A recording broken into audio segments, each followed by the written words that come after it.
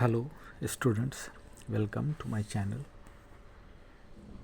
हम लोग इस चैनल में अलग अलग वीडियो के द्वारा जो फ़िलहाल जो डी एंड एफ ब्लॉक का जो क्वेश्चन है इन टेक्स्ट का या एक्सरसाइज का एनसीईआरटी बुक का क्लास 12th का, उसको हम लोग 1 बाय 1 अलग अलग वीडियो में सॉल्व कर रहे हैं।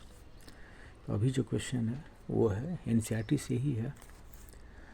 क्वेश्चन है कि the E nought that is M2+/M value for copper is positive, that is 0.34 volt. What is possibly the reason for this?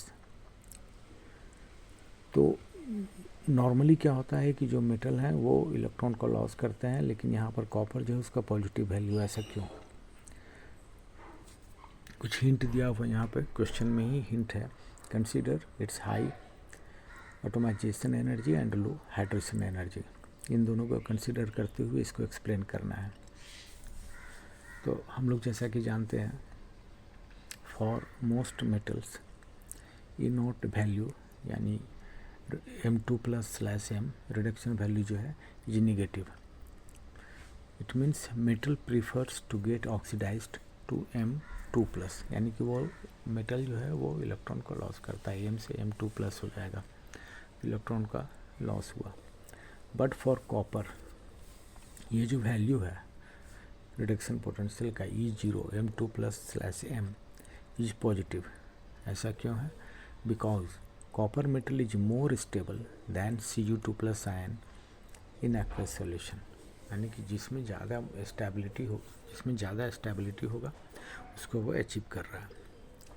तो कॉपर के स्टेट में, मेटल के स्टेट में वो ज़्यादा स्टेबल है, इस कारण वो उसी रूप में रहना चाहेगा और वो उसका पॉजिटिव होगा। Cu2+ उतना स्टेबल नहीं है। अब इसके पीछे रीजन क्या क्या है? तो फर्स्ट रीजन है कि copper has high enthalpy of atomisation due to strong metallic bonds in copper metal. High enthalpy of atomisation है और उसका स्ट्रॉन्ग मेटालिक बॉन्ड होने के कारण। दूसरा है द प्रोसेस कॉपर सॉलिड को जो चेंज करेंगे हम कॉपर गैस के कंडीशन में is high energy demanding, that is a lot of energy is required to break the lattice and convert it into copper gaseous state में convert करने के लिए हाई एनर्जी हम लोगों को चाहिए, जो कि फेवरेबल कंडीशन नहीं है। नेक्स्ट पॉइंट है the second ionization enthalpy of copper is very high, काफ़ी ज़्यादा हाई है। इसलिए ज़्यादा हाई है क्योंकि वो एक इलेक्ट्रॉन के निकलने के बाद D10 कन्फिगरेशन को अचीव कर लिया और उस कन्फिगरेशन को अटेंड करने के कारण वो फुली फिल्ड हो गया, और तब it is very difficult to remove the electron. For second ionisation energy electron is removed from stable D10 configuration which requires a lot of energy. तो ये दो कारण यहाँ पर हो गया।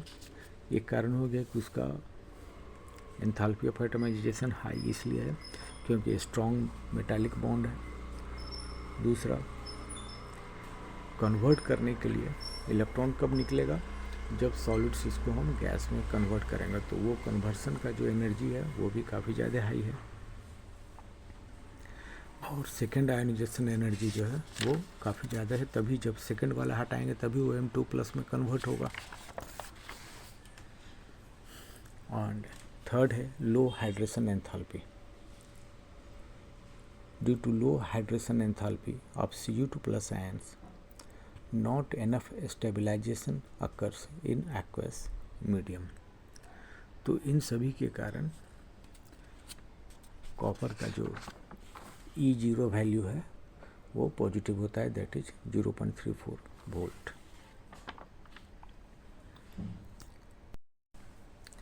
अभी यह देखना होगा कि व्हाट इज हाइड्रेशन एंथैल्पी। इसका लो हाइड्रेशन एंथैल्पी होता है कॉपर का। तो what is hydration enthalpy? It is the amount of energy released, यह ध्यान दीजिएगा, it is the amount of energy released when 1 mole of gaseous ions dissolve in water to form hydrated ions. Energy release हो रहा है, it means it is always exothermic, और इसका value हमेशा negative होगा।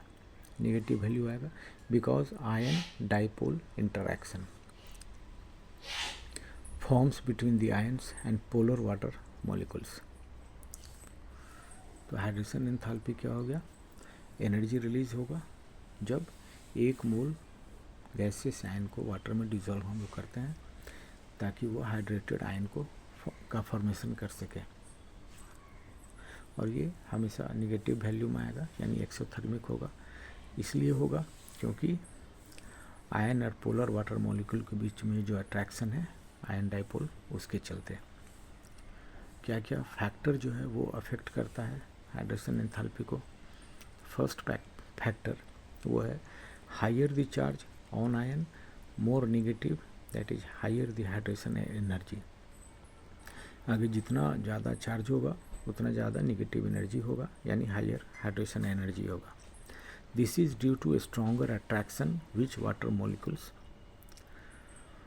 With water molecules. जैसे hydration energy aluminium का हो जाएगा ज़्यादा in comparison to sodium plus से, क्योंकि एल्युमिनियम पर 3+ चार्ज है और सोडियम पर ओनली प्लस चार्ज है। इस कारण जो हाइड्रेशन एंथैल्पी होगा वो एल्युमिनियम का ज़्यादा होगा इन कंपेरिजन टू सोडियम। यानी कि तो इसका मतलब ये होगा कि जितना ज़्यादा चार्ज होगा, हैवी लार्ज चार्ज होगा, बड़ा चार्ज होगा, उतना ही ज़्यादा उसका हाइड्रेशन एंथैल्पी होगा। नेक्स्ट है कि smaller the size of the ion, जो आयन है उसका साइज जितना छोटा होगा stronger the attraction with water molecule, तो उसका अट्रैक्शन वाटर मॉलिक्यूल के साथ उतना ही ज़्यादा स्ट्रॉन्ग होगा, और so higher the hydration enthalpy. यानी अगर साइज छोटा है तो अट्रैक्शन ज़्यादा होगा, ज़्यादा होने के चलते हाइड्रेशन एंथैल्पी ज़्यादा होगा। जैसे एग्जांपल में हाइड्रेशन एंथैल्पी Li+ का ज़्यादा होगा in comparison to caesium plus से। Li जो है वो ऊपर में है ग्रुप में और सीजियम नीचे है, तो सीजियम का साइज बड़ा होता है, इसी कारण साइज जो है Li का, Li मतलब लिथियम और Cs मीन्स सीजियम, सीजियम का साइज बड़ा है, इस कारण उसका जो हाइड्रेशन एनर्जी होगा वो कम होगा in comparison to lithium. Similarly sodium plus का कम होगा इन कंपेरिजन टू मैग्नीशियम 2+ से, और मैग्नीशियम 2+ का भी कम होगा एल्युमिनियम 3+ से, क्योंकि अलोंग द पीरियड हम लोग जान रहे हैं कि बाएं से दाएं जाने पर जो साइज है वो घटता है। तो हम लोग दो चीज़ देखी जो फैक्टर अफेक्ट कर रहे हैं, एक कितना ज़्यादा चार्ज है आयन पर, अगर ज़्यादा चार्ज है तो उसका हाइड्रेशन एनर्जी ज़्यादा होगा, और अगर कम है तो उसका हाइड्रेशन एंथैल्पी कम होगा। उसी प्रकार अगर साइज जो है आयन का वो छोटा है तो उसका हाइड्रेशन एंथैल्पी ज़्यादा होगा, और अगर साइज बड़ा है तो उसका हाइड्रेशन एंथैल्पी कम होगा। तो आप लोग देखिए इस वीडियो को और कमेंट कीजिए कि आखिर ये इस वीडियो में कुछ कमी वगैरह रह गई है तो आप लोग बताइए ज़रूर, ताकि इसको और बेटर बनाया जा सके। तो वीडियो को देखिए, लाइक कीजिए, सब्सक्राइब कीजिए, शेयर कीजिए। Thank you.